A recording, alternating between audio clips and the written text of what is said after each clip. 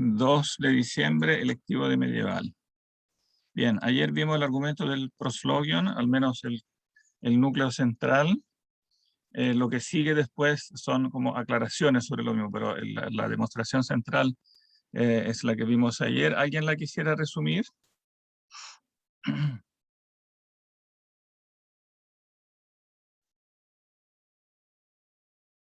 Mientras tanto voy a abrir. De que Dios, ¿cómo? Eduardo, Sí, ¿quiere resumir? sí, lo resumiría como de que, bueno, una vez teniendo ya la idea de Dios como por la revelación o por cualquier otro motivo, en verdad, no por si sea excluyente, Ah, sí, sí, podemos en realidad comprender. eso que dijiste es importante, por cualquier otro motivo. O sea, en el fondo el punto central es el concepto de Dios, ¿no? Independiente cómo se haya recibido, en este caso, claro, pues sería por la revelación, pero también podría ser por cualquier otra fuente. Digamos, el punto de partida es el concepto de Dios.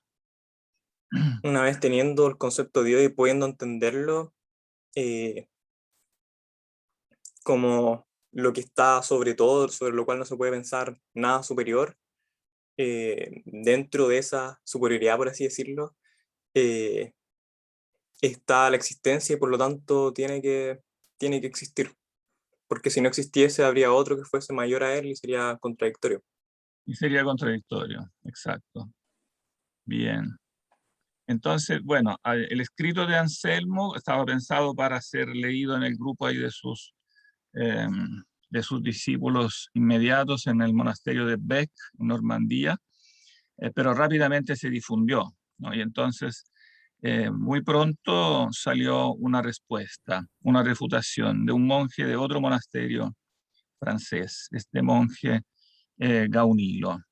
Y entonces después cuando bueno, Anselmo le respondió a Gaunilo, y entonces después cuando se publicó finalmente, Anselmo entendió que el escrito estaba ya de dominio público, entonces quiso que existiera una edición como revisada por él, y en esta edición final él quiso incluir todo, o sea, la respuesta, la refutación de Gaunilo y su propia respuesta, de manera que es una obra en 3 partes. La parte central es obra de este otro personaje, Gaunilo. Bien. Y bueno, esta respuesta ha quedado clásica en realidad, porque después todas las otras refutaciones que se harán en el transcurso de los siglos, de uno u otro modo, se engancharán de esta primera. Así que podríamos pasar directamente a abrir la respuesta.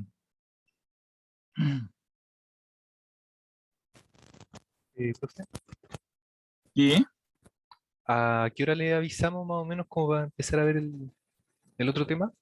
Ah, es que tenemos que, claro, primero ver esto, no, mejor no dar una hora exacta porque mejor veamos cómo avanzamos y ahí después insertamos ese otro texto que vieron ustedes, ¿no? Ok, Sí, Profe, ¿qué otro porque texto está hablando? como hay en la última clase no podemos, claro, sí, no podemos dejar aquí de resumir el texto central. Bien. Pro Profesor, incipiente se llama, ¿sí? igual quería recordarle que ayer habíamos quedado de dialogar al respecto del ensayo cuando termináramos como los contenidos de hoy día, por si Sí, acaso se le había olvidado. no, no se me olvidó. Sí, pero eso no va a ser difícil, no va a ser difícil resumir eso, porque eso no es una cuestión tan difícil. Aquí lo difícil es que se pongan a leer, se lo voy a decir una vez más. Los textos a leer es donde tienen que insistir. Pro insensato o pro incipiente en realidad. Pro incipiente, es decir, a favor del insensato, o sea, en este debate, el insensato evidentemente es el personaje del Salmo, ¿no? El insensato dice, Dios no existe, y entonces Gaunilo quiere aquí como defender al insensato, pro insensato. ¿Se ve? Se ve como si estuviera como cortada la pantalla, profe. O sea, como solo se ve como la parte donde están como los PDF arriba, como en su buscador. Ah, Ahora ahí se ve ahí sí, completa, como ahí que sí. sí, ahora sí. Ya. Profe, ¿le puedo hacer una pregunta, creo que preliminar, no estoy seguro? Al respecto del texto, que igual, claro, Gaunilo hace una defensa al insensato del Salmo, pero me queda la duda si acaso Gaunilo, defendiendo a este insensato, también afirma él la no existencia de Dios. No me quedó tan Ah, claro no, eso. no, no, no, en absoluto, no. Ah, ya, bueno, bueno.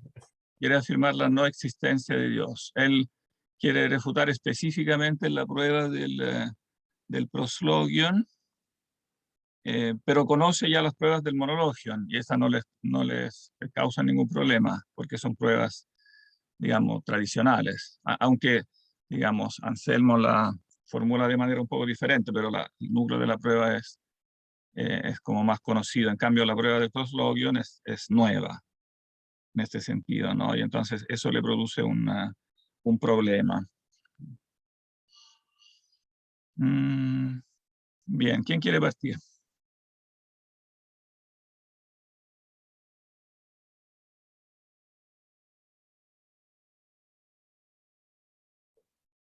Yo igual Vamos del podría leer, comienzo, después vamos a tener que pero saltar un poquito. eso de qué parte habría que leer. Partamos del comienzo, después si hay cosas que saltar, pues partamos del comienzo, a ver cómo parte con su refutación. Ya. El libro escrito en favor de un insensato contra el argumento contenido en el proslogio de San Anselmo por Gaunilo, el monje de Marmoutier. Sí, Entonces parto. sí, Para el espera, que que dude, te ah, recuerdo, ya. te recuerdo que donde dice imaginar, hay que Cambiarlo corregir por por pensar, pensar, claro, sí, porque el o verbo es cogitari. como pensar o colegir, algo así, ¿no? Pensar o concebir, Ya, voy a tratar bien, de estar atento. sí, claro. Em, para el que dude o niegue que exista una naturaleza mayor de todo lo que se puede pensar, el autor del proslogio saca la conclusión de que esta naturaleza existe, porque, dice, por el hecho mismo de que se niegue o simplemente se ponga en duda su existencia, ya se la tiene en la inteligencia, puesto que simplemente con oírla se comprende el sentido de las palabras pronunciadas. Ahora bien, si las comprende, su sentido, su objeto, tiene que estar necesariamente en la inteligencia y tiene que estar también en la realidad. La prueba que da es esta. Existir en la inteligencia y en la realidad es indudablemente más que estar solo en la inteligencia. Por tanto, si el objeto que buscamos está en la inteligencia sola, será menor que aquel que existe a la vez en la inteligencia y en la realidad. Por lo mismo, el ser que hipotéticamente es mayor que cualquier otro, de hecho sería más pequeño que otro ser existente, y por ende no sería el mayor de todos, lo que contradice el concepto que tenemos de él. De aquí se sigue, como causa necesaria, que lo que es mayor que todo lo demás, y cuya idea está en la inteligencia, lo que ya se ha probado, no se detenga ahí, sino que pase a ser una realidad, puesto que, de lo contrario, no sería el mayor de todos. Sí, un comentario sobre esto. Resume correctamente, Gaunilo, lo que dice Anselmo.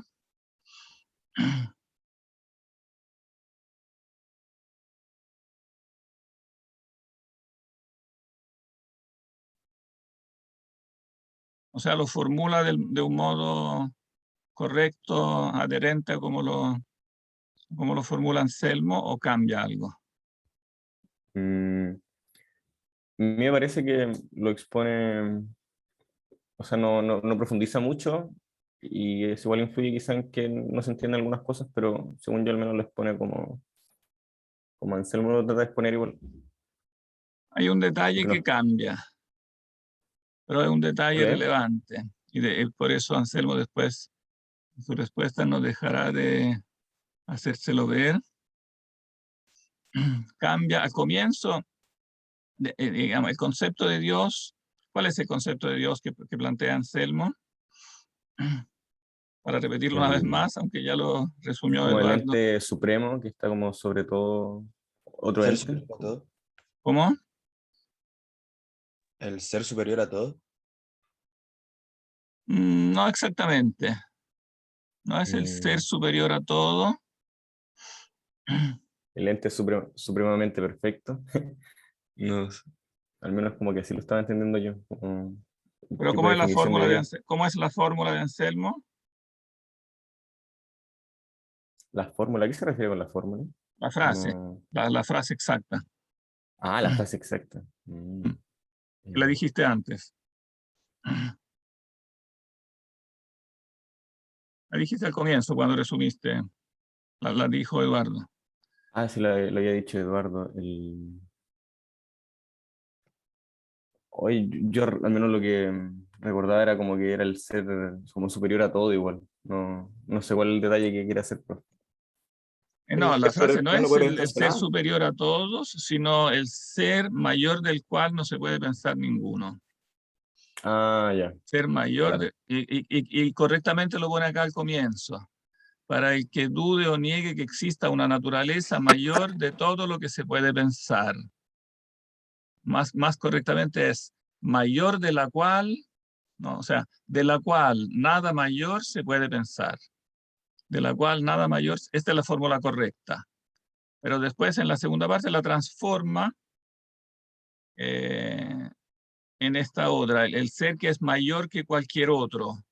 Esta es una fórmula diferente, porque el ser mayor que cualquier otro puede ser pensado entre los seres reales, o sea, puede ser pensado en una escala, como yo lo decía ayer, como simplemente el último peldaño de una escala de los seres conocidos en la experiencia. El ser que es mayor que cualquier otro, o sea, el que está, pero que cualquier otro de los que realmente existen en la realidad empírica, ¿no?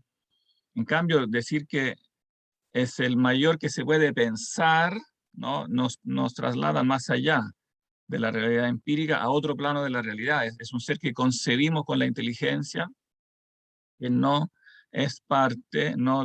como de la escala de seres de la realidad empírica. Entonces aquí hay un detalle muy importante, ¿eh?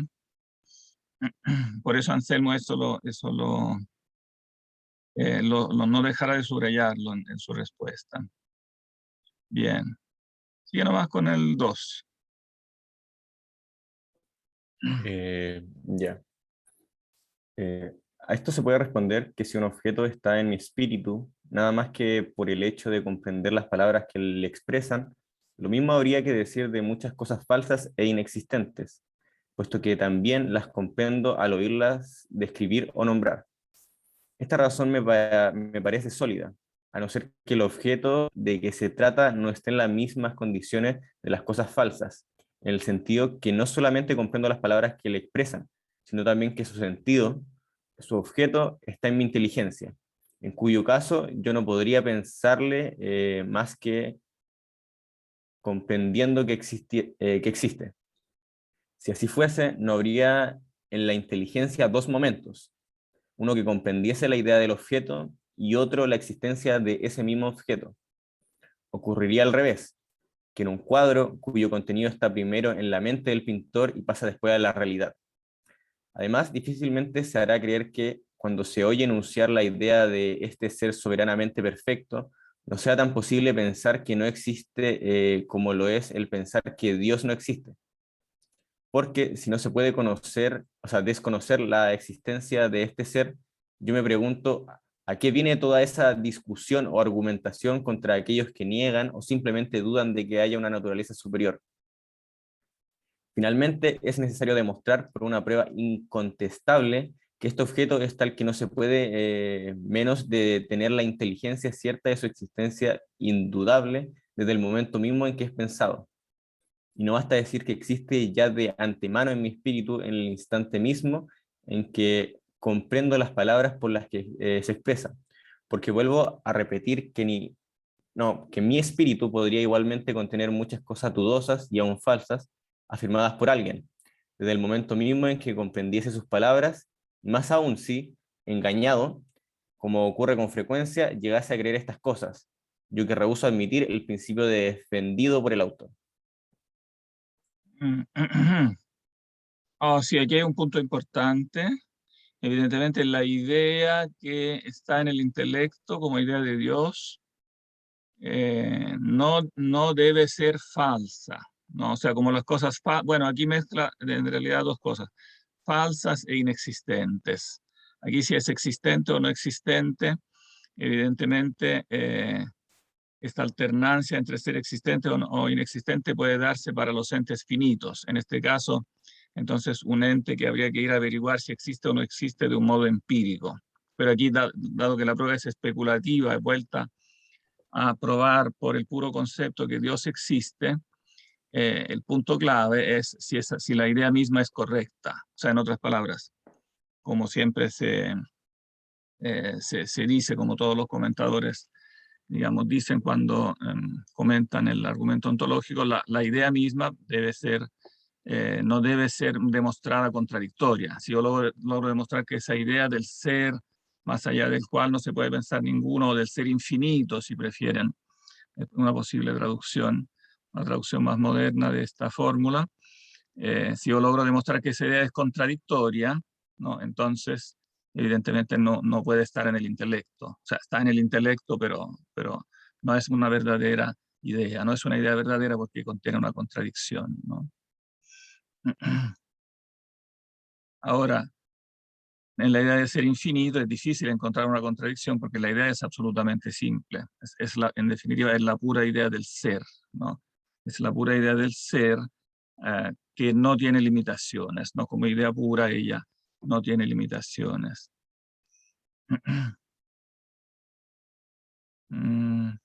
Aquí hay otro aspecto que será también constante en esta discusión.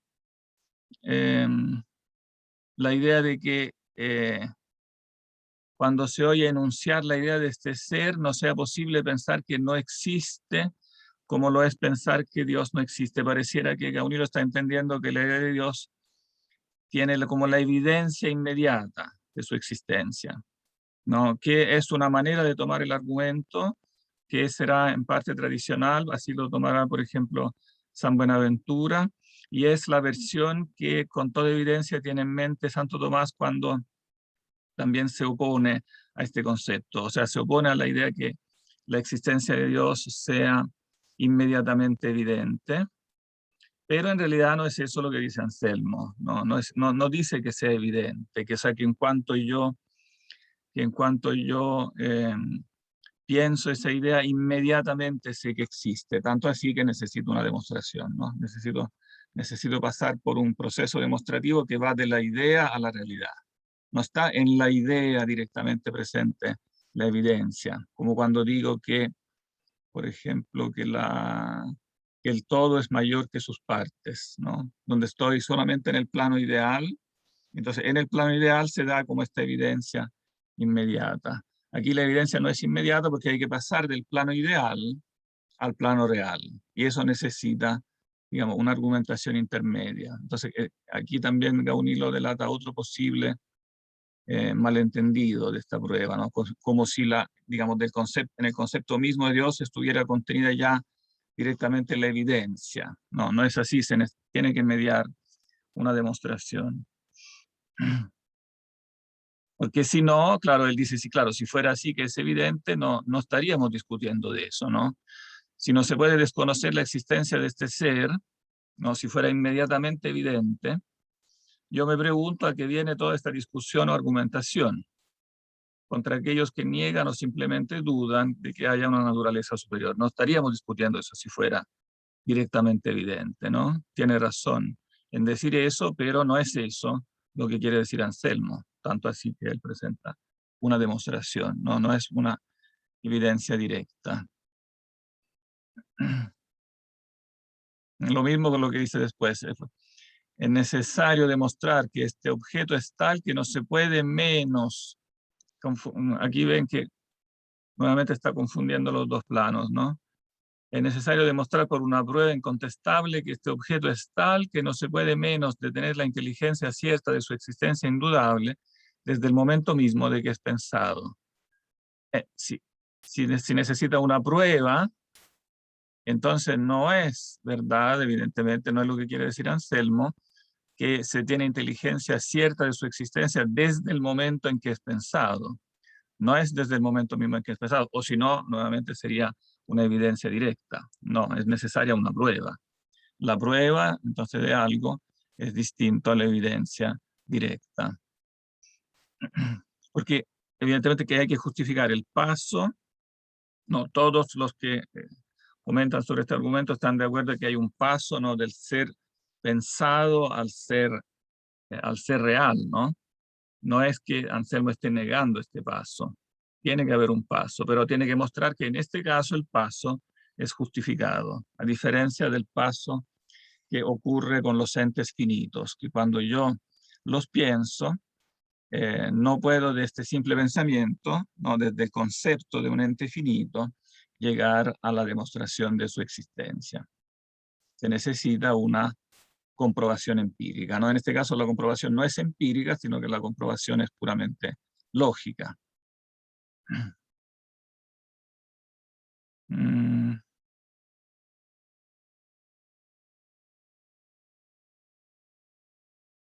Sigamos nomás con el 3. Ya. Según esto, el ejemplo sacado del pintor, que tiene en su espíritu el cuadro que debe hacer, no conviene en todos los sentidos al argumento desarrollado por el proslogio.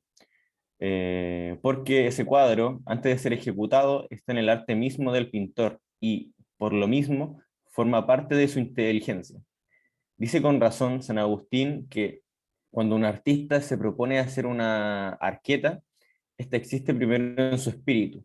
La vida no está en la arqueta realizada, pero sí está en la idea del arca antes de realizarse, porque entonces vive en el alma del artista, en la cual descansan todas las creaciones de su genio antes de manifestarse a la luz.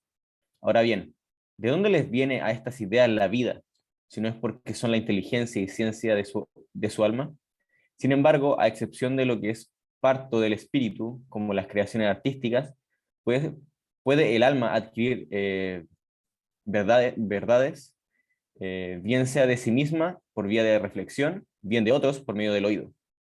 En ambos casos, una cosa es la verdadera conocida y la otra el entendimiento que la conoce.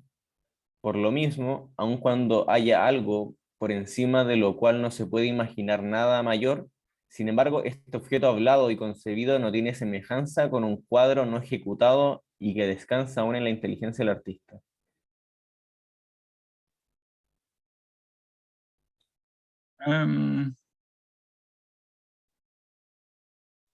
Como que dice que la analogía que ocupa Anselmo no es como apta según su propósito, ¿no?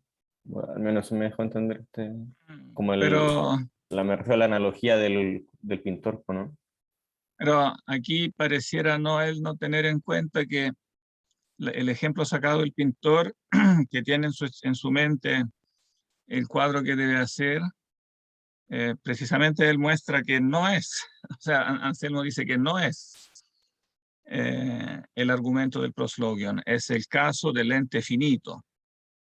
O sea, el producto que el pintor o el artesano va a producir es el análogo, no de Dios, sino que es el análogo del mundo, de la creación del mundo, ¿no? Bueno, que es lo mismo que dice Agustín. Agustín hace esa analogía en un texto que ustedes leyeron, ¿no? ¿Se acuerdan en qué texto habla de esto? Cuando un artista se propone hacer una arqueta, esta existe primero en su espíritu, ¿no? ¿Alguien se acuerda dónde está? Este ejemplo del artesano. Igual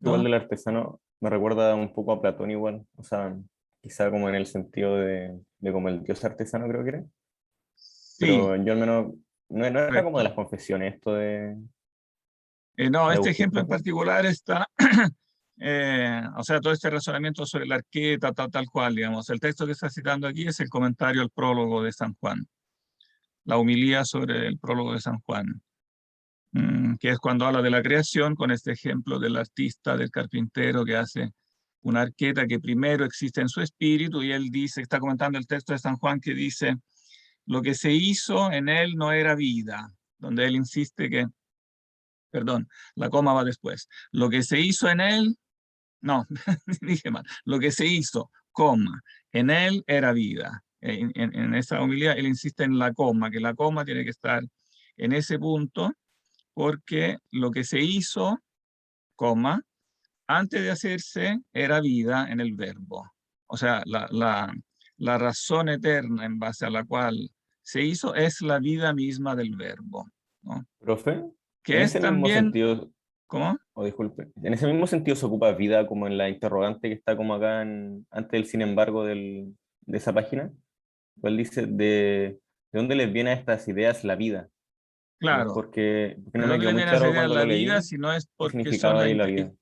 Claro, la vida, que es una, claro, sí, es una palabra que está tomando ahí del prólogo de San Juan. Bueno, ya es una palabra platónica. Dice Platón que las ideas son vida, porque ellas son el verdadero ser, dice Platón en el Sofista, pero no hay que imaginársela porque Platón había partido asimilando las ideas a unos modelos como estatuas que están en el hiperuranio, pero él después dice, bueno, pero es evidentemente solo una analogía. Cuando digo estatuas, no hay que imaginarse algo muerto, algo sin vida, ¿no? No, las ideas son vida, son la verdadera vida, ¿no? Zoe.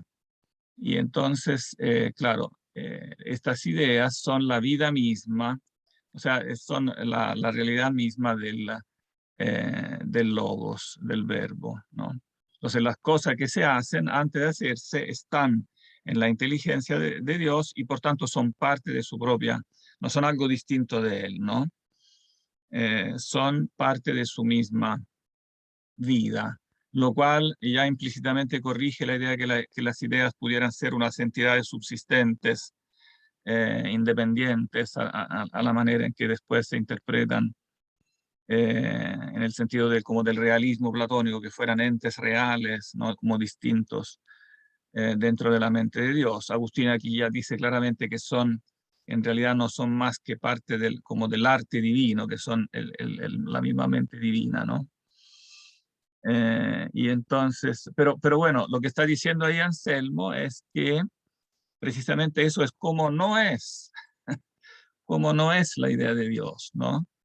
Porque precisamente la idea de lo que es creado, que primero, digamos, que llega al ser, y por lo tanto es necesario postular para él una idea en Dios, porque se necesita que para que algo venga al ser, se necesita primero que sea inteligible, por lo tanto que sea pensado, ¿no? En cambio, precisamente eso es lo que no se necesita para Dios, no se necesita que alguien lo piense para que después lo cree, porque si no, no sería Dios, ¿no? Por eso que la idea de Dios es algo distinto a la idea de las cosas, ¿no? Por eso la idea de Dios es, digamos, es la esencia misma, ¿no? De Dios pensada por Él, y por tanto en él sí se cumple lo que era la instancia realista. Y los realistas decían que la idea tiene que corresponder a una realidad directamente. Eso no vale necesariamente, ¿no?, para los entes empíricos, porque en ellos puede haber ideas sin realidad, ¿no? Es verdad que no puede haber realidad sin idea, porque para que haya la realidad tiene que ser primero pensado un determinado ser, pero sí puede haber realidad, pero sí puede haber idea sin realidad. Puede estar la idea en la mente divina sin que se realice todavía. Pero eso no vale para la idea misma de Dios, digamos, porque la idea misma de Dios necesariamente corresponde a Dios. Y, digamos, y si Dios es Dios, o sea, si cumple con su definición de ser el ser por sí, no puede ser pensado como no existente, como una pura virtualidad, ¿no? En base también al mismo principio aristotélico que siempre recordamos cuando hablamos de los universales, ¿no?, que los autores recuerdan, que el ser virtual, digamos, no puede ser primario, tiene que apoyarse en el ser real, ¿no? No puede haber primero un ser virtual de Dios, digamos, que el ser real de él. Digamos, el ser real tiene que ser pensado como primario, porque el ser virtual, por la definición misma que tiene, depende de un ser real, no puede flotar en el aire solo, ¿no? Por el mismo motivo por el cual entonces los universales últimamente tienen que ser pensados como ideas en la mente divina, porque siendo seres virtuales, eternos pero virtuales, no pueden ser pensados como independientes de una realidad última, y por eso deben ser pensados como descansando como parte de la mente de Dios, ¿no? Entonces, aquí me parece a mí que está haciendo una confusión muy básica. O sea, claro que, claro que el ejemplo sacado del pintor no conviene al argumento del Prologium, porque precisamente es el ejemplo contrario, es el ejemplo que se refiere a los entes finitos. Él lo contrasta, en otras palabras. Anselmo lo menciona para contrastarlo, ¿no?, al argumento del Proslogium, para decir este argumento no vale, ¿no?, para los entes finitos.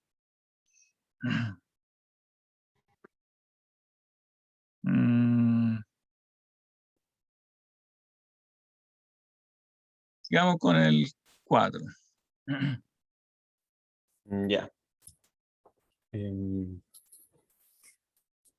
A esto hay que añadir lo que se ha dicho anteriormente, a saber que este ser, el mayor de todos los que se pueden pensar, que no es otro que Dios mismo, no puede, al pronunciarse su nombre, ser comprendido por mi inteligencia como algo que se puede referir a una especie o a un género conocido, como no puedo tampoco comprender a Dios. Por la misma razón puedo dudar de su existencia. Porque como no conozco a Dios, no puedo tampoco concluir en su existencia por la analogía con algo que le sea parecido, ya que afirmas que es tal que nada puede serle semejante.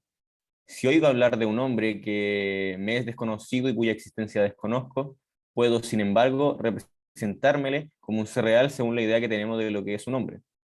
Podría, sin embargo, suceder que, por una mentira de aquel a quien yo oigo hablar, ese hombre no existiese, aunque yo ya me la habría representado bajo la imagen de algo verdadero, que, si no era el hombre mismo en particular, era, sin embargo, un verdadero hombre en general. Por consiguiente, cuando oigo nombrar a Dios, o al ser mayor que ningún otro, no puedo tenerle en la inteligencia y en el pensamiento de una forma fácil, como aquella que me representaba al hombre de que acabo de hablar, y que, sin embargo, no existía.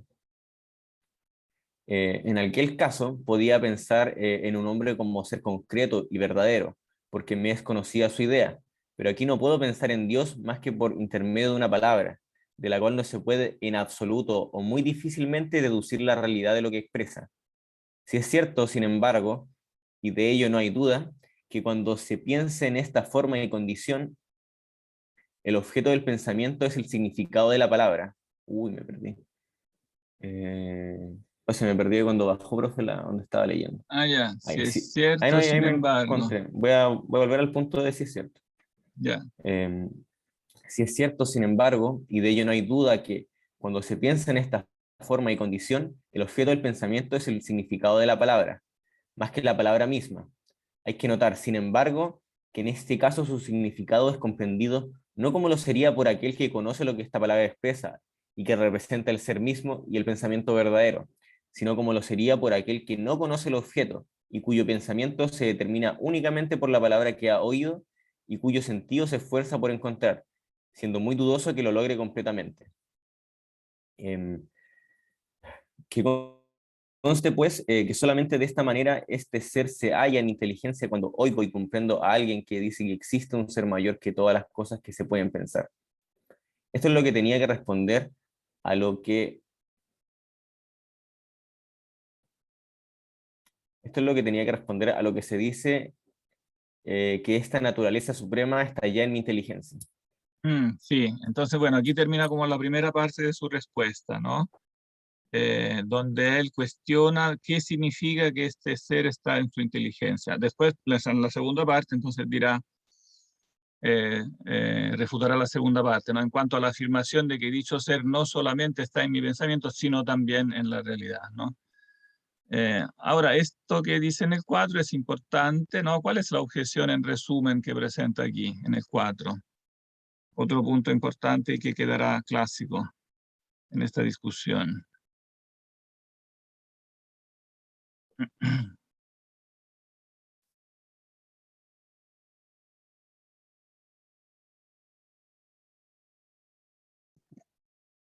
Yo no puedo tener a Dios, a Dios la inteligencia porque no tengo ninguna idea a la cual asociarlo, por así decirlo, ¿no?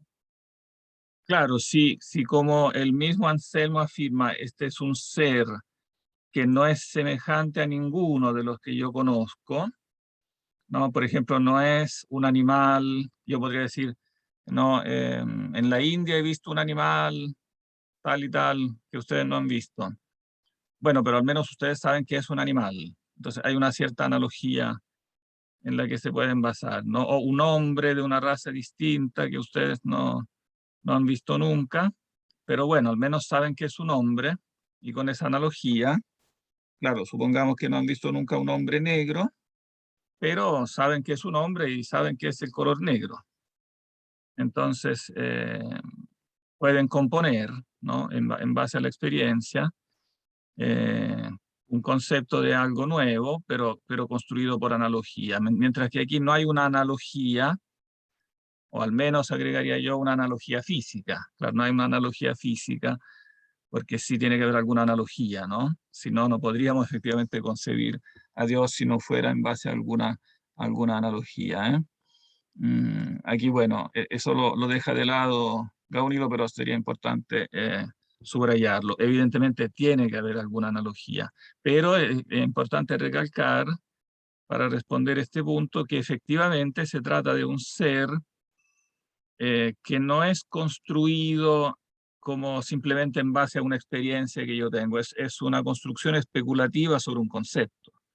En este sentido, es verdad que el concepto de Dios tiene que haber como un elemento a priori, porque en definitiva está basado sobre esta idea de infinito, en definitiva, esto del ser mayor del cual no se puede pensar ninguno, se traduce correctamente, así lo han traducido los filósofos modernos, Descartes, etcétera, y correctamente, como el ser infinito, en definitiva. Y el ser infinito, evidentemente, es algo del que no tenemos experiencia y lo construimos especulativamente en base a un concepto de la mente, ¿no? Entonces, en este caso, eso es, digamos, es verdad lo que dice Gaunilo, pero lo que se puede responder es que no es verdad que no podemos concebirlo. O sea, que el hecho de que no tengamos experiencia no significa que no lo podamos concebir de una manera abstracta, claro, sin tener evidentemente la experiencia de este ser, pero no significa que no podamos construir una idea coherente, ¿no? O sea, que sea coherente la idea de ser infinito, porque es, digamos, porque está en la naturaleza misma del universal, está en la naturaleza misma del ¿Profe? a priori de la mente, digamos, el no tener limitación, el ser infinito. ¿Sí? Este ser infinito podríamos, como usted dijo, concebirlo o pensarlo, pero eso igual es distinto a entenderlo, ¿por cierto? Digamos que es distinto a tener un contacto con su realidad, como a percibirlo como una realidad, por la experiencia. Como que la fórmula abstracta es distinta a la experiencia. Yo puedo llegar, por ejemplo, a la fórmula abstracta del agua, tener la fórmula del agua, H2O, pero eso nunca me va a dar la experiencia del agua. Como nadar en un río no es lo mismo que tener en la mente la fórmula del agua, ¿no? Pero eso no quita que la fórmula sea verdadera, ¿no? Aunque, digamos, aunque sea abstracta, aunque no me da la experiencia, claro, en ese sentido no me da la comprensión completa de ese ser, pero sí me da algo, me da una pista verdadera, ¿no? Que coincide, ¿no? Entonces, cuando yo digo cosas de este ser, puedo decir cosas verdaderas, como cuando digo, por ejemplo, que este ser es eterno. Al ser infinito, digamos, de eso se deduce que también que es eterno. Y esto yo lo puedo decir con una fórmula abstracta que yo pueda entender, ¿no? Aun cuando no pueda realmente comprender la eternidad en el sentido como de experimentarla, al menos en esta vida. Entonces, claro, aquí hay un punto. Si se acuerdan, esto lo pueden relacionar con lo que dice ya Justino, no sé si se acuerdan, en el diálogo con el anciano, porque el anciano cristiano le objeta precisamente eso. El anciano cristiano en este caso juega como el papel del empirista digamos, y le objeta a Justino platónico, al joven Justino, al personaje Justino platónico: ¿cómo puedes tú conocer a Dios, no, si no lo has experimentado nunca? Y Justino platónicamente contesta: claro, no lo he experimentado, ¿no? Sensiblemente, pero, o sea, de ningún modo lo he experimentado, pero sí en la mente, enseña Platón, ¿no? Repite, prácticamente ahí arma unas 2 o 3 citas centrales de Platón, ¿no? Del Simposio, etcétera. Hay en la mente algo, ¿no? Esa belleza en sí, esa, digamos, la luz de la mente me permite visualizar, digamos, en la mente concebir la idea de una belleza en sí, de un ser en sí, que por lo tanto yo puedo ver con los ojos del intelecto, ¿no? Y finalmente el anciano, claro, no le objeta eso, en el fondo termina aceptando eso, o sea, que eso es verdad, solamente que insiste en que después eso hay que distinguirlo, claro, del tener después la experiencia real de Dios, ¿no? En ese sentido comentamos ese texto en su momento el semestre pasado, ¿no? Que frente a esa idea platónica que puedo conocer algo de Dios, también dice que, sin embargo, eso no debe ser confundido con tener la experiencia de Dios, ¿no? Pero finalmente se termina aceptando, ¿no? La idea de que sí, para construir una teología racional es necesario que en la mente esté presente como este a priori, en definitiva, es construido sobre el a priori de la mente, la idea de Dios, porque si no, digamos, de los meros seres finitos como tales, ¿no? De lo finito no podría extrapolarse lo infinito, no podría en base a un conocimiento solamente sensible, ¿no? Deducir que existe un ser infinito solo de los seres finitos, si el infinito no estuviera ya en la mente como a priori, ¿no? No lo podríamos pensar siquiera de ninguna manera, que si no estuviera ni si no estuviera como está en los entes particulares finitos, ni en nuestro yo como yo particular finito, si no estuviera en ninguna parte no lo podríamos siquiera pensar, ¿no? El hecho mismo que lo podemos concebir significa que está en la mente como a priori, pero una vez más, como lo dijimos en el tema de los universales, este a priori no puede emanar, ¿no? De nuestra propia esencia particular, ¿no? Por lo tanto, tiene que ser algo que procede efectivamente de la esencia real del ser infinito, ¿no? O sea, ahí es donde se cumple, repito, la como instancia del realismo, digamos que en último término, porque el realismo nosotros lo tratamos, yo al menos desde mi perspectiva lo traté como un error, ¿no? Es un error, pero recalco una vez más que el realismo es un error cuando se aplica a los géneros y las especies de los entes finitos, ¿no? En este caso es un error decir que los géneros y especies de los entes finitos sean realidades, que la humanidad, que la gatidad, que la blancura sean entes reales. Ese es el error del realismo. Pero en cambio decir que la idea de Dios últimamente corresponde a Dios, que la idea de belleza corresponde a la realidad de lo bello en sí, digamos, este realismo de los trascendentales, digamos, que la idea de lo bueno corresponda a la bondad en sí, eso es la parte buena del realismo, porque últimamente esta bondad, esta belleza, tienen que arraigarse en un ente real, no pueden últimamente flotar, ¿no? En la nada. Y como los conceptos de bueno, bello, eh, verdad, etcétera, todos estos conceptos trascendentales últimos son evidentes, ellos sí son evidentes para la mente humana, no los puedo negar. Últimamente tengo que hacer este paso y concluir que entonces el valor de ellos, que es indudable para la mente humana, últimamente este valor tiene que descansar en el ser real, que cumple, digamos, esa característica conceptual. O si no, repito, esos trascendentales, que son las bases donde funciona la mente humana, serían entonces falsos. Y eso significaría que, entonces, que todo nuestro pensamiento es falso, ¿no? Sería últimamente una posición de inconocimiento, como de desconocimiento completo.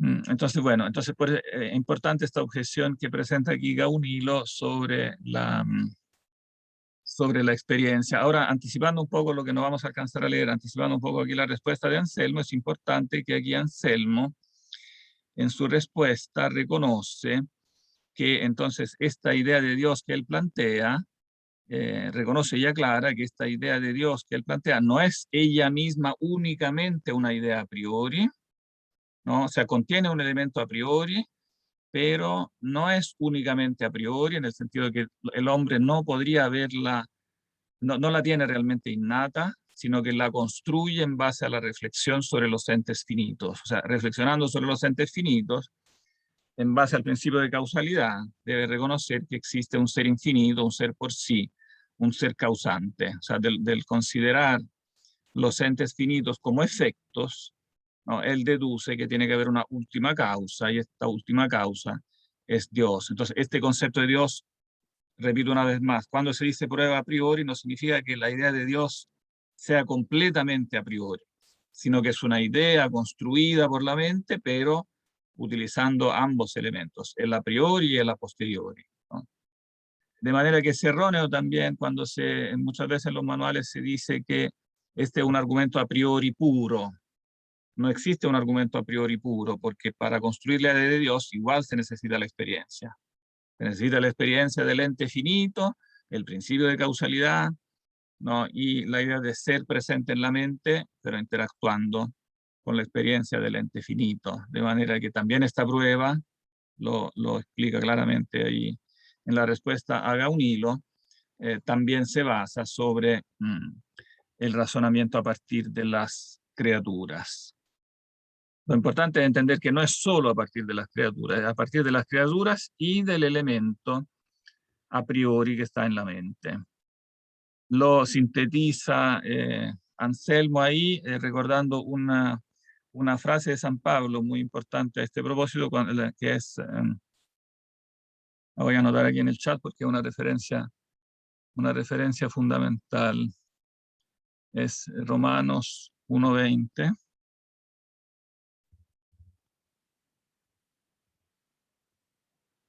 Donde se dice que a través de la inteligencia de las cosas creadas se puede llegar a conocer los atributos de Dios.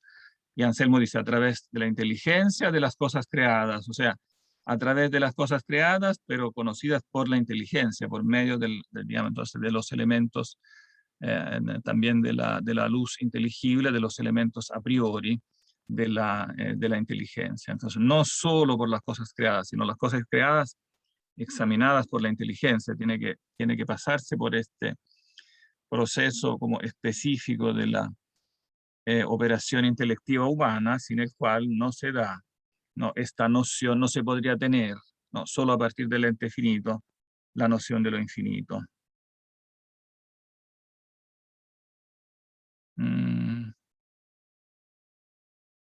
Veamos ahora un poquito,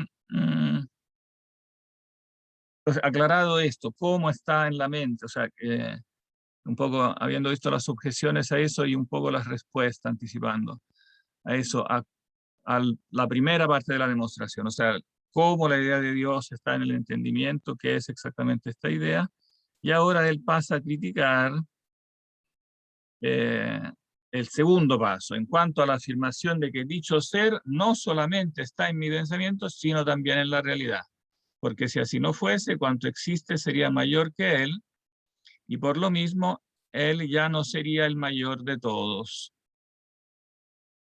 Respondo. Veamos entonces un poquito la respuesta a eso. No sé si alguien quiere relevar a Sebastián.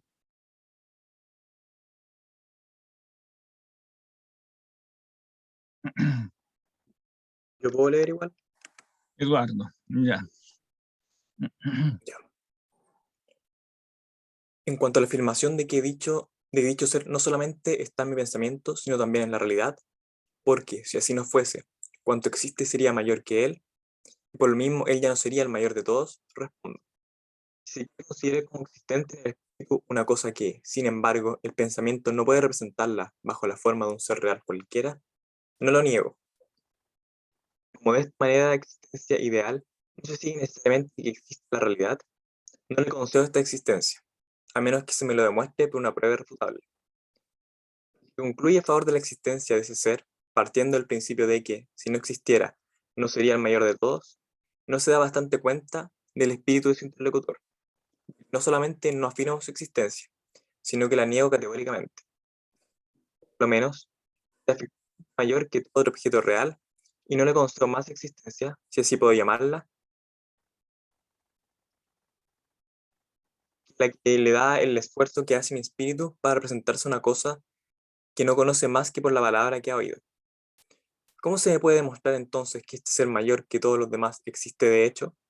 Nada más que porque ser tal, nada más que por ser tal, cuando yo lo niego, o por lo menos lo dudo, y cuando este ser mayor que ningún otro no está en mi inteligencia ni en mi pensamiento, al igual de otras muchas cosas dudosas e inciertas, es pues necesario ante todo que yo tenga certeza de que ese ser supremo existe, y entonces estará para mí fuera de duda que subsiste en sí mismo. Bueno, aquí en realidad vuelve a la idea, a pesar que ha dicho que ahora pasa a la segunda parte, sigue apoyándose en la primera parte, o sea que está en mi pensamiento esa idea, al igual de otras muchas cosas dudosas e inciertas. Ah, y voy a subrayar otro detalle, que él ha dicho que entonces la idea de Dios estaría en nosotros puramente por una palabra, ¿no? Como si solamente la palabra, o sea, él contrapone palabra y comprobación empírica. Como no hay ninguna comprobación empírica aquí, entonces hay pura palabra. Entonces, cuando yo dijera como ser mayor del cual no se puede pensar ninguno, eso sería una pura palabra. Eso lo respondimos antes en las consideraciones que hicimos antes, que estas palabras como ser en sí, belleza en sí, etcétera, no son puras palabras porque parten de ideas que son evidentes a la mente, ¿no? La idea del ser, básicamente. Entonces, claro, no son puras palabras, son palabras que traducen una idea que efectivamente está en la mente, ¿no? Oh, en cambio, en el 6 sí pasa a hablar de este como de paso de la idea al ser. Así que leamos aquí directamente el 6. Se afirma, por ejemplo, que en una parte del océano existe una isla llamada Perdida, a causa de la dificultad, mejor dicho, imposibilidad, de encontrar lo que no existe. Se le atribuyen riquezas y delicias incalculables, en mayor abundancia aún que las islas afortunadas, y se añade que, libres de habitantes, exceden productos a todas las tierras habitadas por los hombres. Con oír al que así me habla, comprenderé fácilmente sus palabras, pero si después, como quien saca una consecuencia rigurosa, dijese, no puedes dudar en adelante de la existencia de esa isla, puesto que tienes una idea clara de la misma en tu espíritu, y porque es más existir en la realidad que solamente en la inteligencia, pues de lo contrario, cualquiera otra tierra existente sería, por lo mismo, más importante que ella. Si con semejante razonamiento se me quisiera hacer admitir la existencia de dicha isla, creería que el argumentador bromea, o no sabría cuál de los dos es más insensato, él o yo. Yo, si me prestaba semejantes pruebas, él, si se creía saber, puesto la existencia de esta isla sobre base inquebrantable, antes de haber probado su superioridad como cosa existente, en lugar de presentarla como un concepto falso o por lo menos dudoso para mi espíritu.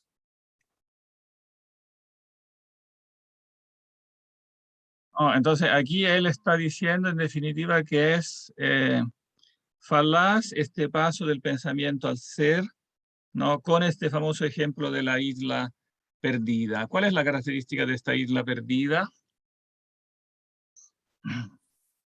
Yo al menos lo que noté en esa isla, como asemejando quizá como a la analogía que hace como con Dios, que es como que una isla como que no se puede pensar una isla mejor en ese sentido, pues, como, Mm, como está claro, que no vacía, se está puede llena de pensar una isla recursos, mejor Claro, exceden productos a todas las tierras habitadas por los hombres, ¿no?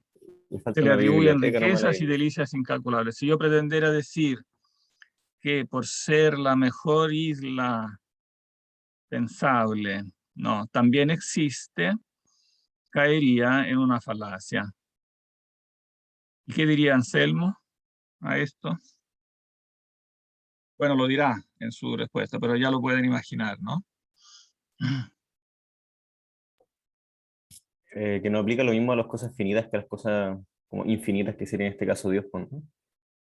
Claro, o sea, aquí él precisamente no capta el punto fundamental, que la isla precisamente por ser un ser finito contradice la definición básica de Dios, que es el ser infinito. Claro, el ser mayor del cual no se puede pensar ninguno, el ser infinito. Porque una isla, por mucho que yo la piense con riquezas y delicias incalculables, siempre podré pensar una mayor, porque en el, digamos, digamos, finito, no hay precisamente un límite. O sea, la virtualidad del ser que tenemos en la mente precisamente permite que siempre podrá haber algo mejor. Y podríamos agregar que su propia esencia como isla, o sea, yo puedo pensar una isla con todas las riquezas que quiero, pero al final seguirá siendo una isla, o sea, algo finito, ¿no? Algo cuya propia definición, cuya propia esencia le da finitud, ¿no? Una isla no es un ser humano. Por mucho que una isla sea rica en todo lo que queramos, ya es muy fácil pensar que un ser humano cualquiera es superior a una isla, por muchas riquezas que tenga, ¿no? Entonces, no, digamos, es contradictorio, en definitiva, con el concepto de ser finito, la definición del ser infinito, mayor del cual no se puede pensar ninguno. Por eso mismo que no se aplica, ¿no? Digamos, esta refutación, que es precisamente el punto crucial, como el paso del, claro, como del ser pensado al ser real, no se puede aplicar a la isla, precisamente porque es un ser finito, que es perfectamente concebible. Digamos, no hay nada en la definición de isla afortunada que impida pensar que no exista, y por eso no es válida la pura demostración aquí a priori que exista o no. Bien, aquí podríamos dar por concluida la respuesta de lo que dice después. No, no agrega, creo, nada fundamental.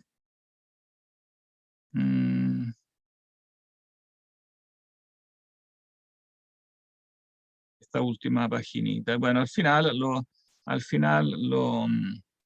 lo alaba el resto del libro, los principios expuestos en el restante del libro con tanta verdad, brillo y riqueza, porque en el prosloquio no está solo la demostración de la existencia de Dios, también se pasa a los atributos de Dios, etcétera.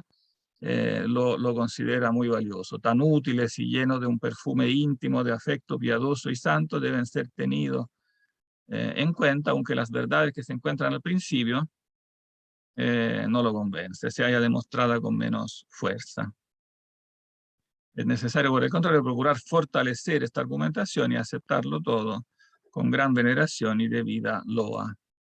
Evidentemente, Anselmo ya tenía mucho prestigio y autoridad, entonces él se le dirige con mucho respeto, no le presenta su refutación, pero con mucho respeto. Bien. Ahora nuestros ayudantes querían proponer un pequeño ejercicio, ya que vimos estos conceptos, lo central por lo menos, tenían preparado un texto de Hume, un textito corto, pero lo vamos a cortar más todavía porque no nos queda mucho tiempo. No sé quién lo quería presentar para que hiciéramos un brevísimo ejercicio de aplicación de este concepto. Hume, muchos siglos después, un poco antes de Kant, es uno de los que un poco refutan este tipo de argumento a priori, aunque no tiene en mente directamente el argumento de Anselmo, pero tiene en mente un poco más en general todo lo que es a priori en el argumento, ¿no? Rechaza en la última parte de su diálogo sobre la religión natural, rechaza el argumento a priori en general, o sea, precisamente el argumento a priori entendido como no, la idea de Dios construida así es como especulativamente más allá de la experiencia, porque evidentemente Hume sostiene que solamente podemos conocer, ¿no? Lo que conocer, ¿no? En el sentido propiamente tal, científico, lo que es objeto de experiencia, ¿no? Tendrían que, no sé si Lucas o Agustín, Hola, hola, ¿se tendrían escucha? que presentarnos una presentación flash, es decir, como un parágrafo nuclear de eso que pueda servir un poco a mostrar Hola, ¿se la... escucha? ¿Sí se escucha? ¿Se escucha? Sí, Yo te escucho. Sí, se escucha Lucas. ya. Vale. Sí, tenemos aproximadamente 3 o 4 párrafos nucleares donde se presenta el argumento. Y después también tenemos como un resumen de premisas que están en esos párrafos que simplifican todo el argumento y que, digamos, con eso podemos pasar directamente como a la discusión. O sea, pretendo primero leerlo, o si me permite compartir pantalla, por favor. Sí, Y después entonces lo espera, resumimos. tengo que yo dejar de compartir y make co-host. Ya.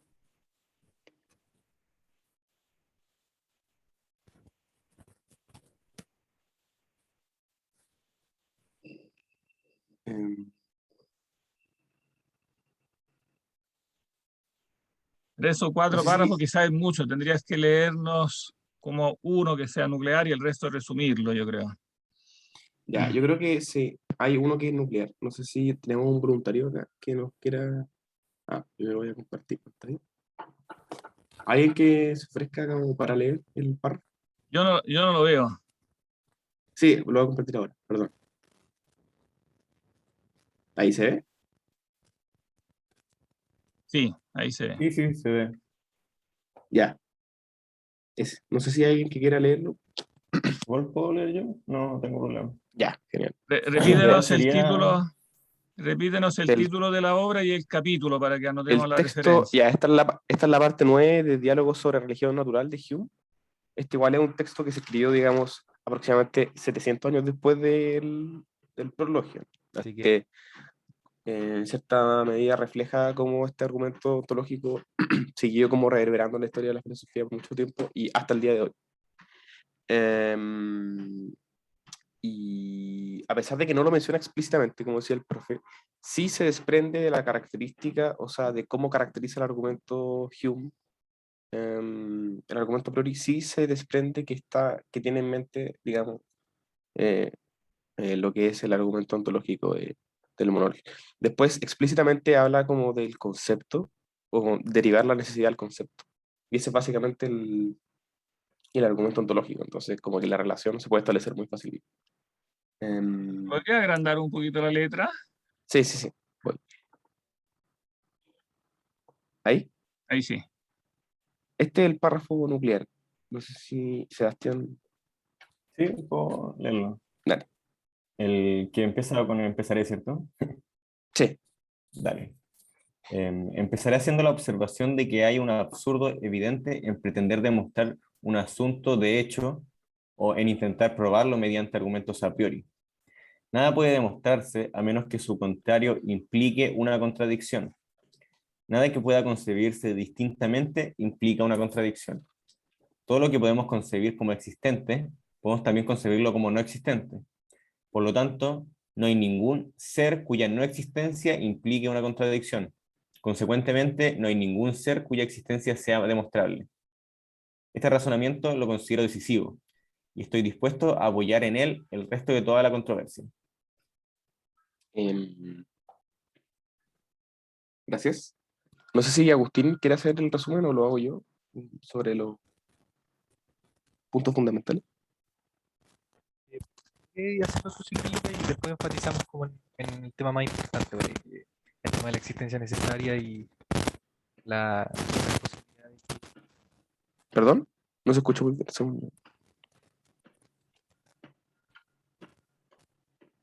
¿Agustín? No lo escuchamos bien. Sí, no ¿Me escuchamos escuchan bien. bien ahora? Ahora sí. Ya, decía que como tú tenías unas premisas más o menos desarrolladas, podríamos ver el resumen que tú tenías y después enfatizar como en lo que te había dicho yo como en la mañana, Ya. como en el tema de que no hay un ser con una existencia necesaria. Ya, básicamente esta es una respuesta a un argumento que se presentó antes, un poco más arriba, que decía que básicamente es necesario apelar a un ser, o es, digamos, una obligación argumental apelar a un ser necesariamente existente que explique cómo ocurrió una serie determinada de causas. Ya que sin ese ser necesariamente existente, valdría lo mismo decir que no existiese nada o que existiese cualquier otra serie de causas. Y la conclusión del argumento era que, bueno, un ser determinó que existiese algo en vez de nada, y ese ser es necesariamente existente, y que lleva en sí mismo la razón de su existencia. O sea que de su propio concepto se desprende necesariamente que existe. Y lo más importante es que su inexistencia, o concebir su inexistencia, implica una contradicción. Y ahí está como el vínculo con el prosloquio, porque San Anselmo dice explícitamente que concebir la inexistencia de Dios o pensar como inexistente el concepto de Dios implica una contradicción. Bueno, la respuesta que acabamos de leer seguía más o menos con 4 premisas, que la primera es que es absurdo demostrar un asunto de hecho, porque la existencia de Dios, según Hume, es un asunto de hecho, o sea, Dios existe, a partir de argumentos que son a priori, ya que solamente puede ser solo puede ser demostrado aquello cuyo contrario implique contradicción. Por ejemplo, el ejemplo que da Hume es que 2 más 2 es 5, eso es una demostración, o sea, se puede demostrar que 2 más 2 es 4, porque su contrario implica contradicción. Si yo digo 2 más 2 es 5, eso es contradictorio. Por lo tanto, todo lo que concebimos como existente se puede concebir también como no existente, porque es una cuestión de hecho. Y de eso se desprende que no hay ningún ser cuya no existencia implica una contradicción. O sea, no hay ninguna cuestión de hecho, ninguna cuestión fáctica que impida concebir su contrario como contradictorio. Y por lo tanto, conclusión fundamental, no hay ningún ser cuya existencia se haya demostrado. Y no hay ningún ser, por lo tanto, cuya existencia sea necesaria. Tengo una Eso pregunta. es... Ah, Puedo hacer preguntas, ¿cierto? sí, ahí cerré igual, digamos... Ahí así es que no me quedó muy claro cómo pasa en el por lo tanto no hay ningún ser cuya no existencia implica una contradicción al otro punto que viene junto, como consecuentemente no hay ningún ser cuya existencia sea demostrable. No me queda claro cómo pasa de Sí, es que la que no demostrable, implique contradicción a la claro, demostración. que demostrable es demostrable a priori. En el sentido de que depende de la naturaleza del concepto, del propio concepto, su verdad, por decirlo así. En cambio, lo que decías tú, el tema de la existencia o la no existencia, es una cuestión más a posteriori, porque es una cuestión de hecho. Entonces, lo que se busca acá es como distinguir dos planos. El plano fáctico, digamos, de que la existencia de Dios es una cuestión de hecho y que es concebible su no existencia sin implicar contradicción, y el plano, digamos, a priorístico, que es solamente lo que puede ser demostrable porque pensar su contrario sí implica una contradicción con su concepto. Ya, vale, vale, gracias. Y ahora quizás alguien podría responderle a Hume, Sí, eso es lo que... Sí, profe. pero De quizás hecho, podría responderle a alguien que no sea uno de ustedes, no, pues esa es la idea. para Claro, que claro. alguien haga el ejercicio. Sí. De hecho, como que a mí en lo personal me gustaría, creo que Lucas está de acuerdo en que, fíjense, por ejemplo, si tuviéramos que resumir el argumento como en premisas de una línea, fíjense que uno podría postularlo de la siguiente manera, que no hay eh, concebir la no existencia de Dios, por ejemplo, no es una contradicción y nosotros podríamos retroceder hacia los argumentos como que se han dado a lo largo del curso y nosotros podríamos decir, eh, podríamos recordar que en la medida en que nosotros postulamos como necesaria la existencia de Dios, la no existencia es contradictoria. Entonces, en la medida en que nosotros podemos concebir sin incurrir en una contradicción la no existencia de Dios, significa que su existencia no es necesaria. Y en ese sentido, no hay seres, porque si Dios no puede tener esa naturaleza, no la podría tener nadie. No hay seres cuya existencia sea completamente necesaria en la medida en que nosotros podemos eh, dibujar, nosotros podemos esbozar la posibilidad de que ese ser no exista. Entonces, creo que lo importante es que si alguien se anima, obviamente, lo cual es la idea, alguien trate de atacar ese punto en específico, porque ahí es donde tienen que aplicar los contenidos que hemos estado viendo. Eso es. Baja de nuevo un poquito la página para que volvamos a ver entero ese parágrafo. Acá. Creo que acá también Claro, resume porque él aquí dice, aquí ahora lo bajaste, ¿eh? Sí, es que aquí también como que reformula un poco y lo vincula como más claramente al argumento de Ah, ya, Anselmo, entonces porque dice, si quieres lee también ese pedacito en amarillo y después alguien contesta. ya, dice, se pretende que la deidad es un ser necesariamente existente. Y se intenta explicar la necesidad de su existencia asegurando que si conociéramos toda su existencia o naturaleza o esencia, o concepto, también derivable para allá, percibiríamos que a él es imposible no existir. Porque es imposible que 2 y 2 no sean 4. Ah, como es imposible que 2 y 2 no sean 4. O sea, son una contradicción de la misma naturaleza. Pero es evidente que eso no puede suceder mientras nuestras facultades sigan siendo como son al presente. ¿Por qué? Porque siempre nos será posible, en cualquier momento, concebir la no existencia de lo que en un principio concebimos como existente. Y la mente no puede jamás verse en la necesidad de suponer que un objeto permanezca siempre en su ser, o sea, que sea necesario, de la misma manera que nos vemos siempre en la necesidad de concebir que 2 y 2 son 4. Por lo tanto, las palabras existencia necesaria carecen de significado, o lo que es lo mismo, no tienen significado consistente. Este es otro resumen Sí. del argumento. Con esta base alguien podría aventurar una respuesta. Profe, ¿Sí? yo diría que sería contradictorio afirmar que es contradictorio poder negar la existencia de Dios teniendo el concepto, porque para poder negarlo debería tener el concepto en mi mente por último. Para poder negarlo debería tener el concepto en mi mente. O sea, no es como que pueda Claro. suprimir el concepto de Dios y negarlo simplemente. ¿Por qué?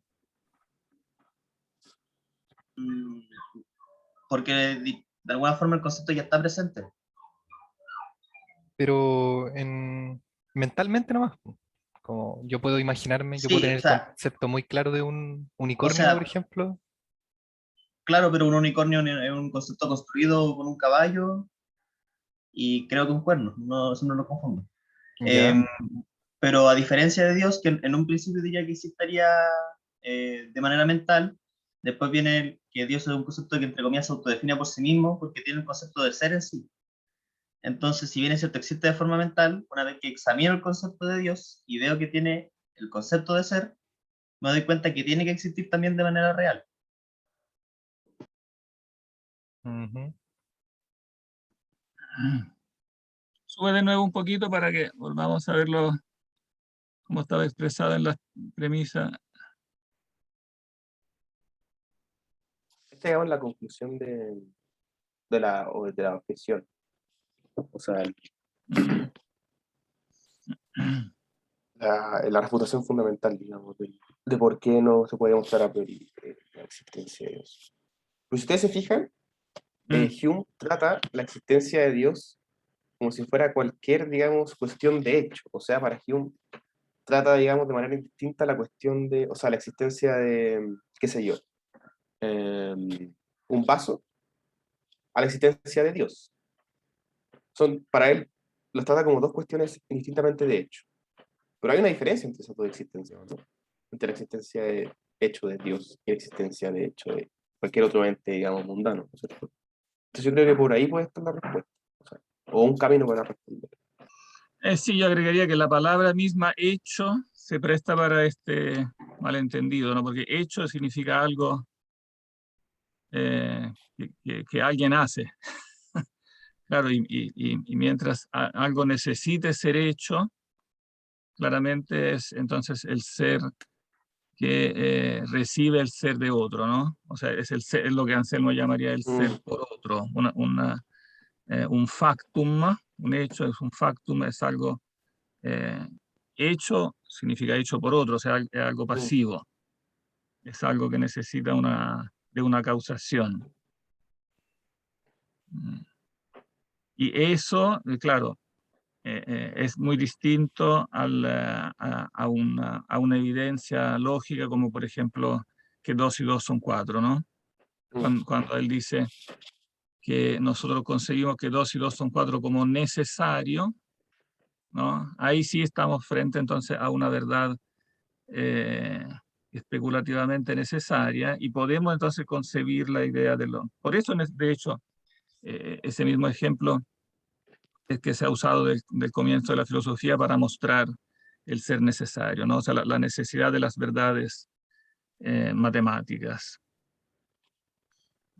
Después dice que no, claro, que la idea misma de ser necesario no es consistente, pero acaba de afirmar que sí, 2 y 2 son 4 es algo necesario. Entonces, claro, necesario en un plano virtual, ¿no? La mente lo concibe fácilmente.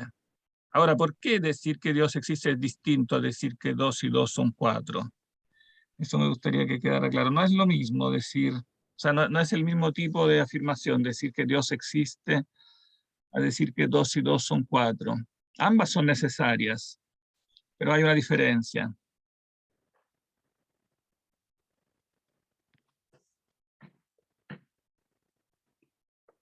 Baja un poquito ahí donde dice 2 y 2 son 4. Dice, de la misma manera, la mente no puede verse jamás en la necesidad de suponer que un objeto permanezca siempre en su ser, un objeto permanezca siempre en su ser, entonces un ser real, no, de la misma manera que nos vemos siempre en la necesidad de concebir que 2 y 2 son 4. Entonces, eso sí, él mismo admite que es un ser necesario. O sea, es necesario que 2 y 2 son 4.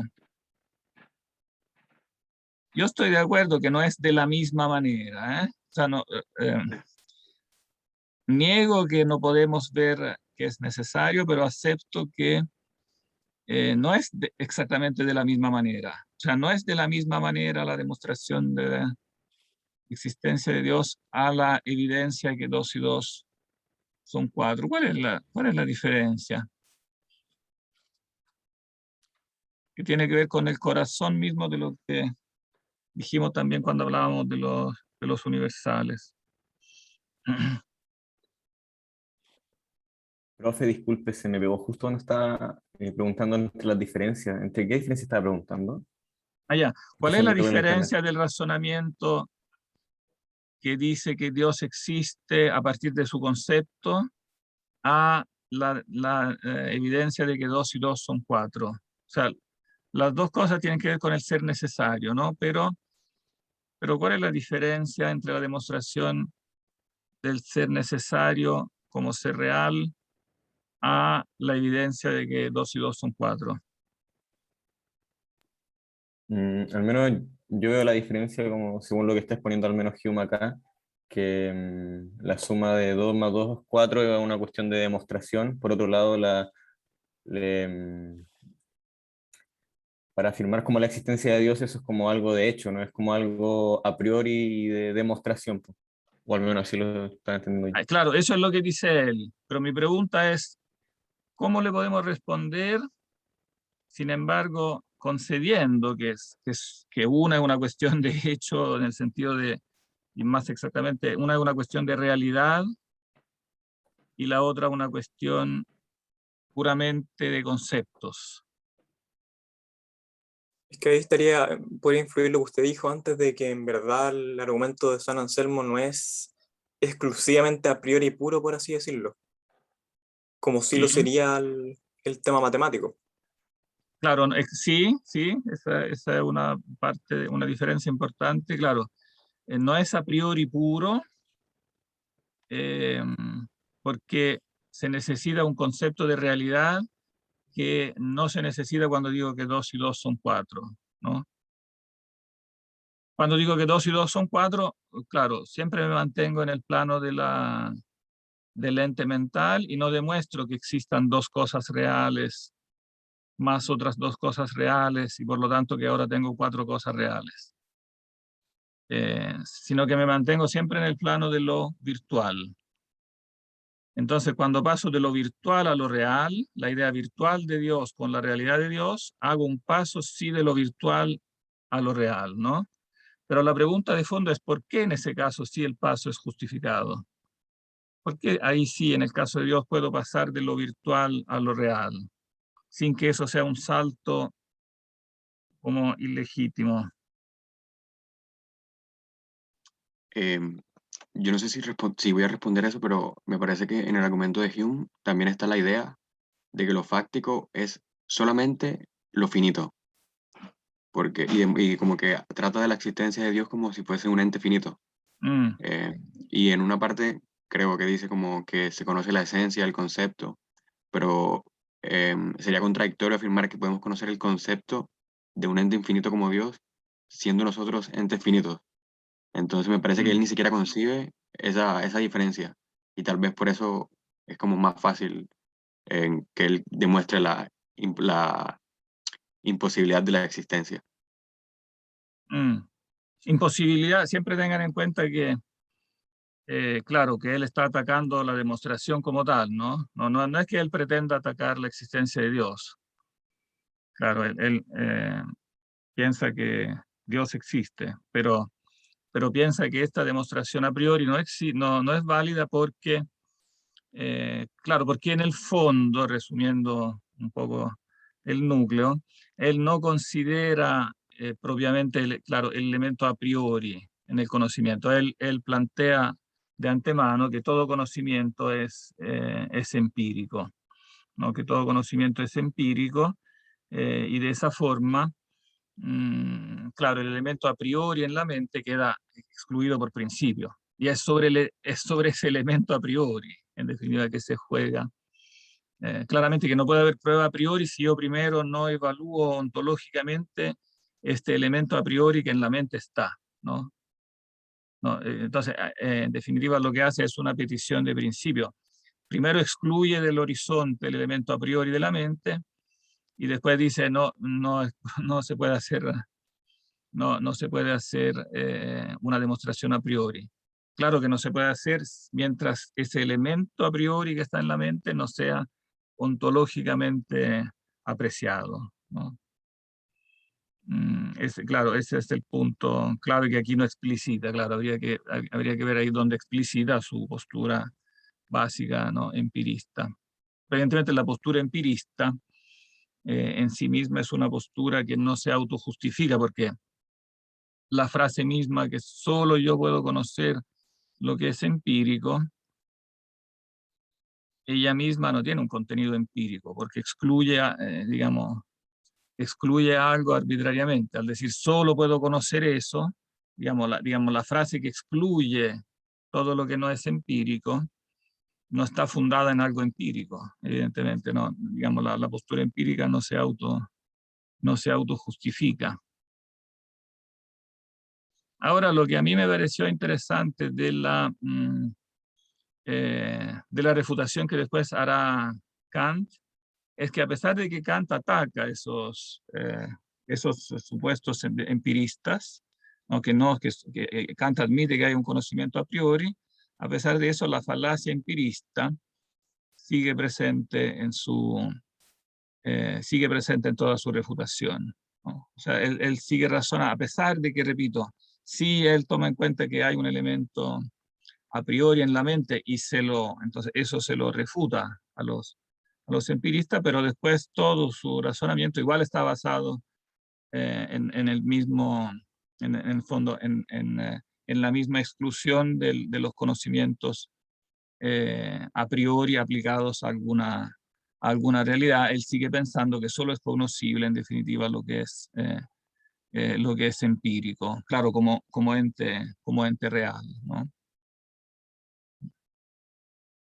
Bien, nos pasamos un poquitín de la hora, pero Profe, igual todo esto va a quedar grabado, así que ahí, después lo pueden escuchar.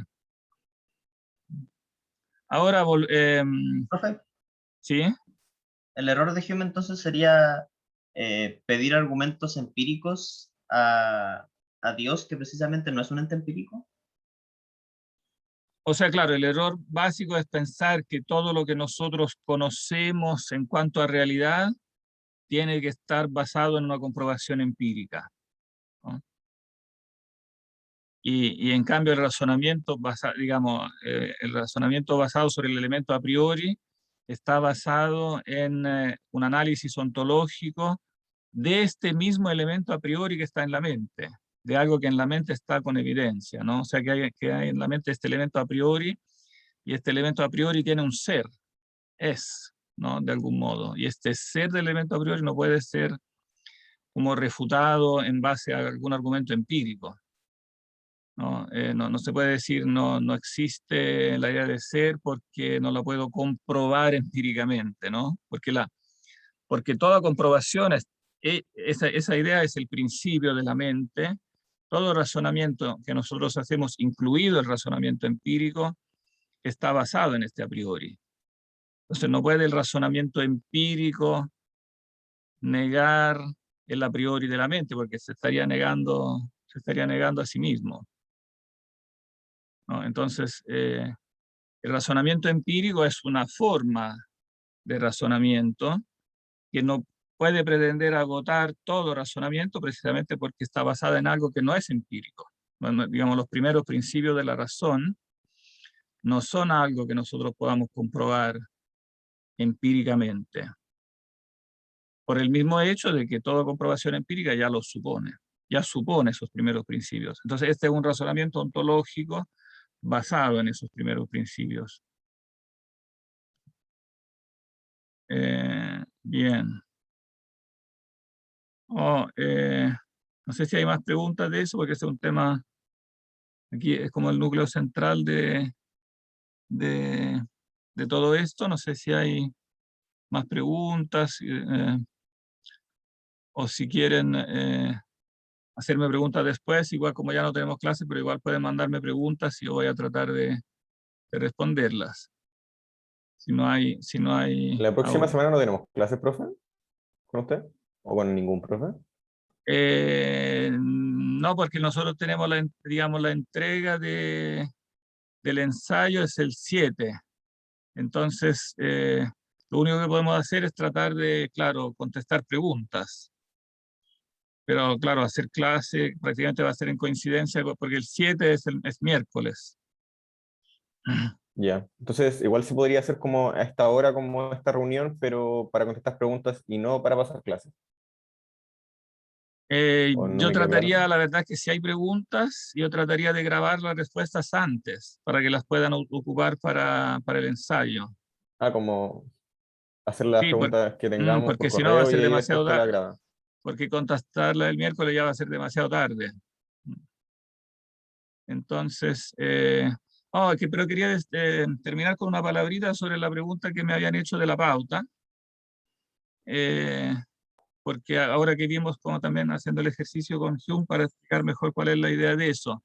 En el fondo, la idea central de esa referencia a Kant, como ahora de este ejercicio de Hume, es poner un poco en explícito lo que son nuestros prejuicios como lectores modernos de estos textos medievales.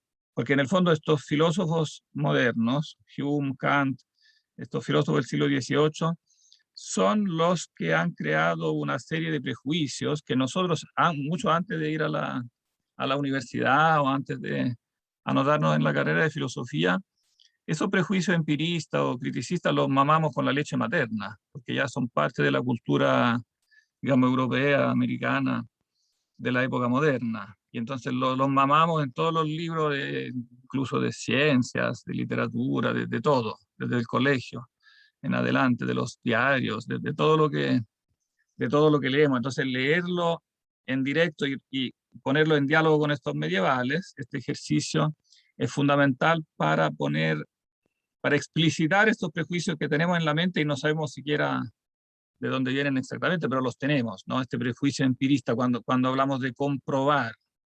Si yo a un público cualquiera moderno le hablo de probar o comprobar, él automáticamente, sin pensarlo, sin preguntárselo, por comprobar, él entiende algo empírico, ¿no? El hecho de que haya una comprobación metafísica como la de Anselmo está tan fuera de nuestro horizonte que tenemos que hacer un trabajo como casi quirúrgico, casi una especie de cirugía del cerebro para entrar en la idea de que eso sea incluso posible, ¿no? Incluso imaginable. Entonces ahí, digamos, por eso que, bueno, antes yo como prueba, de hecho, hacía que los alumnos refutaran eso incluso como prueba en clase, ¿no? Ahora como no tenemos clase presencial y eso, bueno. Pero por eso que yo lo metí en la pauta, no es, digamos, algo que exija, repito, entrar en los detalles de Kant, etcétera, pero es como el espíritu que tiene es hacer un pequeño ejercicio, en este caso guiado, porque está en esa paginita que yo escribí, pero ustedes pueden eventualmente hacerlo también con otro texto, que no sea de Kant, ¿no? Pueden elegir otra eventual refutación y hacer el ejercicio los que tengan gana como cosa opcional, ¿no? Esa paginita que yo escribí sobre Kant, la escribí en una prueba en clase junto con los alumnos. Ellos estaban haciendo la refutación de Kant, que yo les pedí y yo la hice junto con ellos. Solamente que yo después los anexé como anexo de mi libro después. Entonces es como un ejercicio guiado y repito, yo creo que no es inútil por eso mismo, que nos obliga como a explicitar como un poco como en nuestro esquema mental para poder entender a estos autores medievales. Bueno, y eso dentro de un marco todavía quizás más amplio.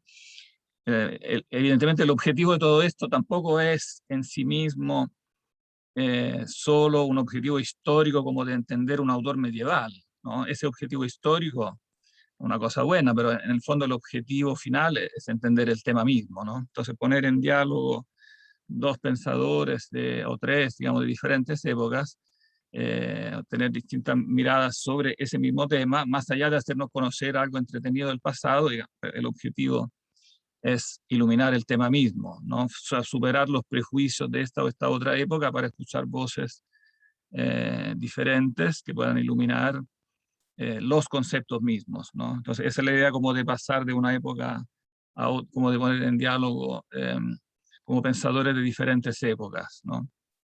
Superar en definitiva un poco la mentalidad historicista que solamente tendrían que dialogar gente de la misma época porque habría como una especie de condicionamiento histórico tal que solo se podría dialogar dentro de una misma época, ¿no? Si fuera así, entonces sería inútil estudiar, a final de cuentas, autores de otra época o de otro país, ¿no?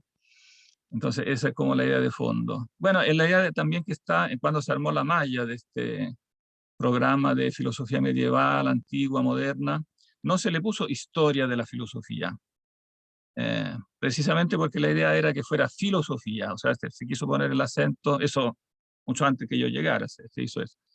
Pero me encuentro de acuerdo con eso, no se le quiso poner historia de la filosofía, justamente para remarcar que esos son cursos de filosofía, o sea, aunque sean autores del pasado, etcétera, pero la idea es ir a la filosofía, no solamente a una curiosidad histórica de qué pensó alguien en el pasado, ¿no?